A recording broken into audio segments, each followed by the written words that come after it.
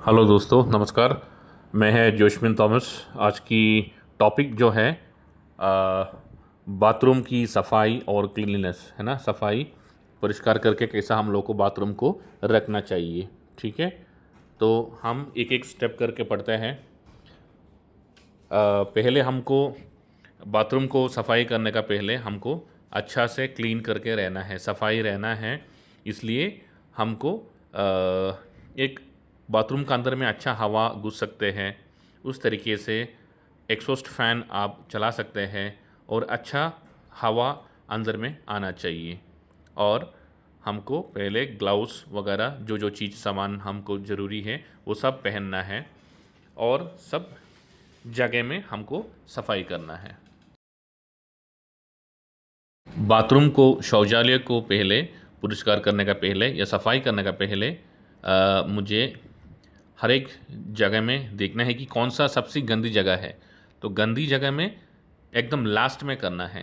पहले मुझे क्या करना है, पहले मुझे sink, counter top, wash basin, ये सब चीज़ें हमको क्लीन करना है। शेल्फ्स हो गए है ना, वो सब शेल्फ, दीवार, ये सब जगह हमको पहले क्लीन करना है।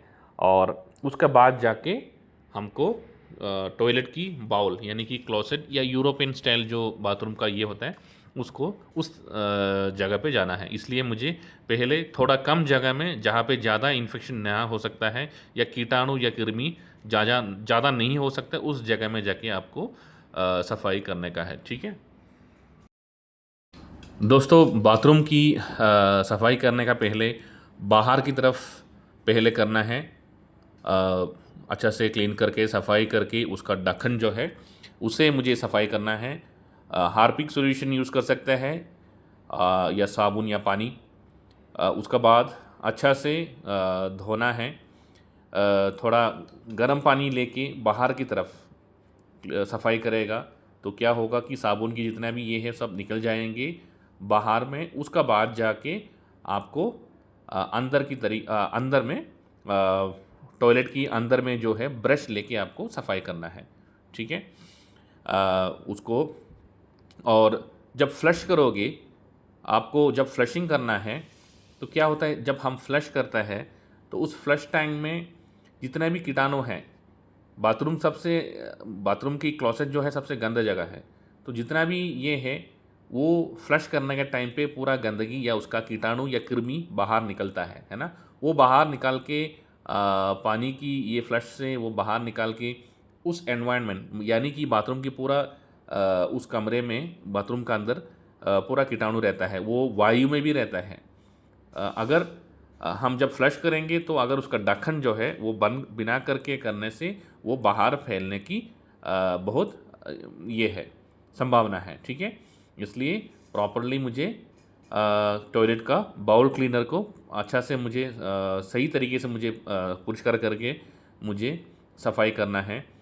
आपको पहले जो साबुन या जो भी लगाएंगे लगभग 10 मिनट तक आप लगाने के बाद आपको थोड़ा वेट करना पड़ेगा ताकि वो जो कीटाणु है या कृमि है उसको मरना है। इसलिए जो भी सॉल्यूशन या जो भी साबुन जो भी लगाएंगे 10 से 15-20 मिनट तक, ठीक है, 10 से 20 मिनट का अंदर तक थोड़ा देर तक लगा के छोड़ देना है। अच्छा तरीक़ा से लगाना है। अच्छा तरीक़ा से लगाने के बाद आपको टॉयलेट का जो ब्रश है उसको अंदर की तरीके के भी अच्छा से करना है। ठीक है, पहले बाहर करेंगे, उसका बाद गर्म पानी से धोएंगे, उसका बाद अंदर में सफाई करने का है। ठीक है, बाथरूम को हमेशा याद रखना है कि अगर कोई व्यक्ति परिवार में कोई बीमार है तो और आपको लग रहा है कि बाथरूम या क्लोसेट बहुत गंदी तरीक़ा से ये है, बहुत गंदा हो गया है, तो आपको प्रॉपर डिसइंफेक्शन करना है। ठीक है, डिसइंफेक्शन माने जो हम बाथरूम में क्लीन करते हैं उससे भी थोड़ा हायर वाला चीज़ है, और भी थोड़ा उससे भी थोड़ा बहुत पावरफुल वाला और भी थोड़ा शक्ति वाला एक चीज़ है। वो क्या है कि आपको कुछ भी ब्लीचिंग पाउडर यूज़ कर सकता है या जो सॉल्यूशन जो मार्केट में मिलता है उसको उसको एक अप्रूवल होता है। ठीक है, बहुत तरीके से मार्केट में अवेलेबल है, आपको मिल जाएंगे। उस पर आप देखना है कि EPA, environmental protection agency, EPA का अप्रूवल है कि नहीं। ठीक है, ब्लीचिंग सॉल्यूशन हो सकता है, जो भी आपका मर्जी है आप कर सकता है, बट आपको सिर्फ देखना है कि उसका ब्लीचिंग का अप्रूवल है कि नहीं। ठीक है, वो 1 लीटर पानी में अच्छा से मिक्स करके 4 से 5 चम्मच तक आप उसको मिक्स करके आपको सॉल्यूशन बना के आपको सही तरीके से सफाई करने का है। और बाथरूम की टॉयलेट में जो आपकी फ्लश टैंक है ना, वहाँ पे हाई टच सरफेसेस बोलते हैं फ्लश टैंक में हम लोग का फ्लश का हैंडल, और सिंक में जो है फाउसेट यानी कि टैप, उसको हम लोग हमेशा हाथ रखते हैं, है ना, उसको भी अच्छा से क्लीन करना है। यानी परिवार में जो भी एक इंसान अगर हाथ सफाई नहीं करेंगे और बिना सफाई करके अगर फ्लश के टैंक को हैंडल को पकड़ेंगे या कोई भी उस एनवायरनमेंट को पकड़ने से, परिस्थिति को पकड़ने से अपना हाथ से गंदगी जो ये है दूसरा आदमी को फैलने का बहुत संभावना है। इसलिए हम हमेशा अपना हाथ को साफ रखना है और उस फाउसेट, हैंडल, फ्लश टैंक ये सब को प्रॉपरली हैंडल को सफाई करना है। दरवाजे की डोर की हैंडल, ये सब चीज़ें हमको प्रॉपरली सही तरीके से मुझे सफाई करना है। और ये जो सॉल्यूशन जो है ये जब लगा के थोड़ा कांटेक्ट टाइम यानी कि कीटाणु या कृमि को मारने की थोड़ा समय देना है। ऐसे ही आप साबुन लगा के छोड़ दे के थोड़ा टाइम 10 से 15 मिनट तक थोड़ा छोड़ देना है। सब जगह में अच्छे से साबुन लगा के थोड़ा देर छोड़ देना है। तो अगर ऐसे ही आप पानी मार के छोड़ देंगे तो फिर कीटाणु वहीं पे रहेंगे, कृमि वगैरह नहीं मरेंगे, बैक्टीरिया नहीं मरेंगे। इसलिए मुझे सही तरीके का समय देना है। ठीक है, और सबसे बड़ा एक चीज़ है कि ब्लीच जो है कभी भी दूसरा कोई अमोनिया या एसिडिक नेचर में होने वाला चीज़ से कभी मिक्स नहीं करना है। आपका घर में जो भी आप मार्केट से ख़रीद के लाए हैं वो अमोनिया कंटेंट जो एसिडिक नेचर वाला दूसरा कोई टॉयलेट क्लीनर होने से उसका साथ में नहीं रखने का है, उसको थोड़ा दूरी में रखना है, क्योंकि इससे बड़ा एक टॉक्सिक गैस होने की संभावना है। ठीक है, इसलिए आपको याद रखना है कि अगर होगा तो एक टॉवल आपका चेहरे में बांध देना है ताकि नाक या आँख में नहीं गिरने के लिए, ये सब खतरनाक एसिड्स हो सकता है। ठीक है, और चेहरे पे भी गिरने का बहुत चांस है। तो ये गंदगी का पानी जो है आपका चेहरे या स्प्लैश होने से उसको आपको बहुत बुरी तरीके से अफेक्ट होने का चांसेस है। ठीक है,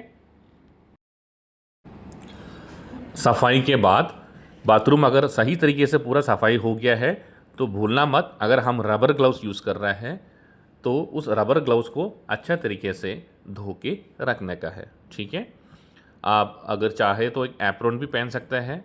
ठीक है, जैसे आपको सही लग रहा है। एक ही चीज़ आपको देखना है कि बाथरूम की कोई भी गंदगी पानी आपका शरीर में नहीं गिरना है या कपड़े में। चाहे तो आप उसका बाद स्नान भी कर सकते हैं। ठीक है, मगर भूलना मत कि सही अच्छा तरीके से हाथ सफाई करना है।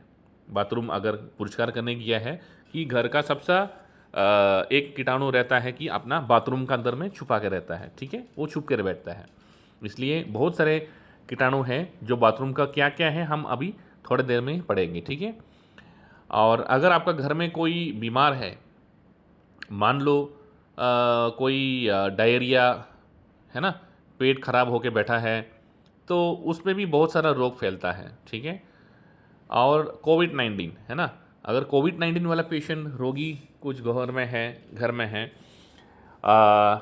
या जो भयंकर जो फैलता है ना, बहुत तरीक़ा का बीमारियां हो सकता है ना, तो ये सब चीज़ों को हम लोग को सही तरीके से सलामत देखना है कि वो फैलने की चांस है। इसलिए हमको हमेशा बाथरूम को साफ़ रखना है, और चाहे तो आपका ये बाथरूम की फ्लोर में फिनाइल से आज सफाई कर सकता है, या ब्लीचिंग पाउडर बहुत अच्छा है, मगर बाथरूम का टॉयलेट का अंदर में ब्लीचिंग पाउडर नहीं देना है। बहुत स्ट्रॉन्ग केमिकल या ब्लीचिंग पाउडर देने से उसको बाथरूम का जो टैंक के अंदर में जो एक कृमि होता है ना, वो सब पूरा मर जाएंगे। इसलिए जो रेकमेंडेड है, जो मार्केट में बोला गया है कि जो बाथरूम क्लीनर जो है सिर्फ उसी क्लीनर से ही आपको सफाई करने का है। ठीक है,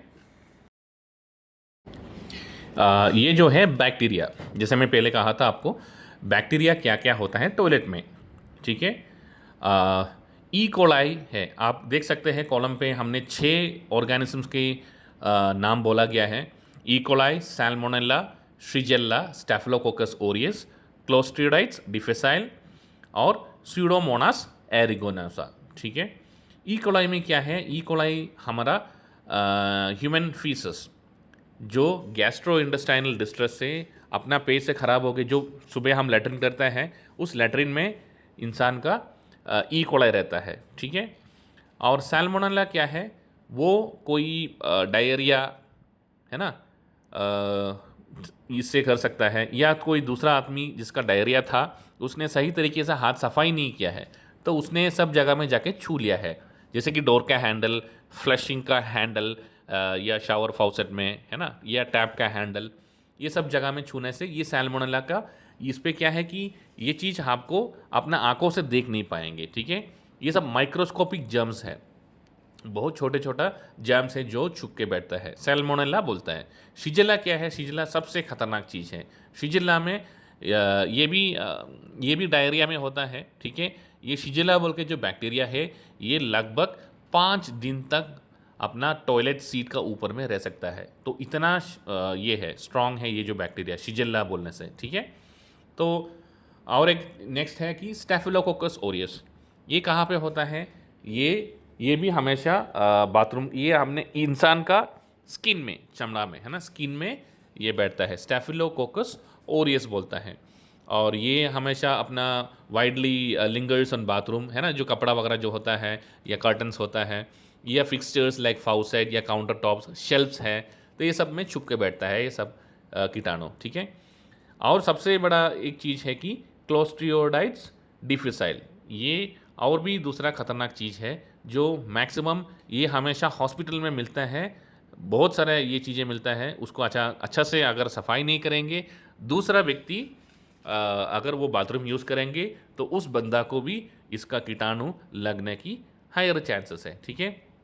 ये भी मेनली गैस्ट्रो इंटेस्टाइनल ट्रैक्ट, इंसान का ट्रैक्ट से, गैस्ट्रो इंटेस्टाइनल ट्रैक्ट से, इंटेस्टाइनल ट्रैक्ट से ये बाहर से निकलता है, ठीक है, जब हम लैट्रिन करता है, ठीक है। और घर की टॉयलेट्स में भी ये है अवेलेबल, माने मौजूद है, ठीक है।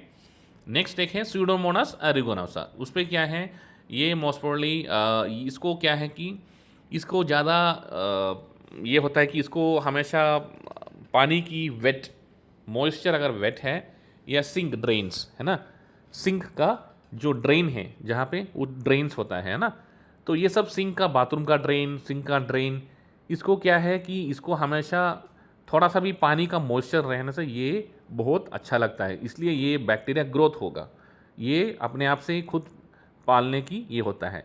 और हमारा शावर है ना, हम हमेशा स्नान करते हैं शावर में है ना, तो शावर का जो हेड है जहाँ से पानी आपको शावर ये होके जाता है, उसको भी अच्छा से हमको सफाई करना है, क्योंकि वो हमेशा वेट होते रहता है ना, तो इसलिए वो हमेशा वहाँ पे जब आप स्नान करते हैं तो आपका शरीर का जो गंदगी जो है सब निकालने के बाद जो साबुन का जो लैदर जो है वो सब जगह में, दीवार में फ्लैश हो सकता है, पाइप में फ्लैश हो सकता है ना, तो इसलिए ये वहाँ बैठ के जम जाके पूरा ये ग्रोथ होके इंसान को बीमारी बनाने की बहुत हायर रिस्क है, ठीक है, हायर चांसेस हैं, हाँ।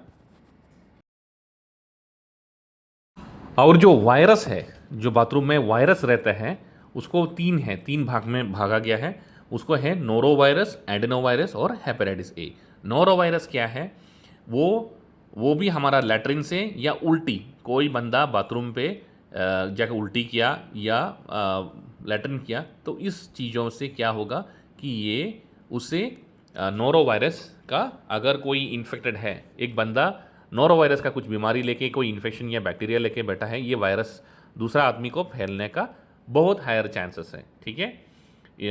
ठीक है, तो मान लो मैंने अगर बाथरूम में गया है, अगर हमने सही तरीके से हाथ को सफाई नहीं किया है, तो मेरा कारण से दूसरा आदमी को, परिवार की दूसरा आदमी को होने का हायर रिस्क है।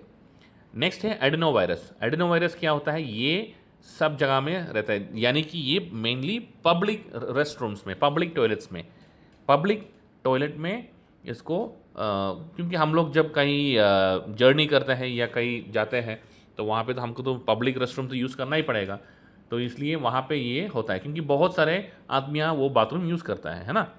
एंड वो ये क्या करेगा, एक एरोसोल प्रेजेंट करता है। एरोसोल माने जहाँ फ्लश करता है, फ्लश करने के टाइम में ये जो पानी जो निकलता है ना, उससे वो एनवायरनमेंट को पूरा वो ख़राब कर देंगे। यानी कि वो कमरे का अंदर का जो बाथरूम का अंदर का जो एयर है, उस एयर को उस एयर में रहता है बहुत टाइम तक, जब उस बाथरूम यूज़ करने का टाइम। इसलिए हमको हमेशा बाथरूम का दरवाज़ा थोड़ा देर तक खोल के रखना है, थोड़ा देर के बाद ही आपको बाथरूम इस्तेमाल करना है। अगर एक आदमी बाथरूम इस्तेमाल किया है तो थोड़ा देर के बाद पूरा खोला रख के हवा अंदर आके जाना है। नहीं तो क्या होगा, अगर एक इंसान का कोई भी गंदगी हो, वो दूसरा इंसान को घर में हो या बाहर में हो या दूसरा कोई भी घर में जब जाते हैं टॉयलेट यूज़ करने का पहले हमको ये चीज़ देखना है कि अच्छा से हाथ, वो पता नहीं कि हम तो नहीं देख रहे हैं ना कि उसने प्रॉपरली सही तरीके से हाथ सफाई करके ही उसने बाथरूम यूज़ किया है या कहाँ कहाँ पे वो पकड़ा है।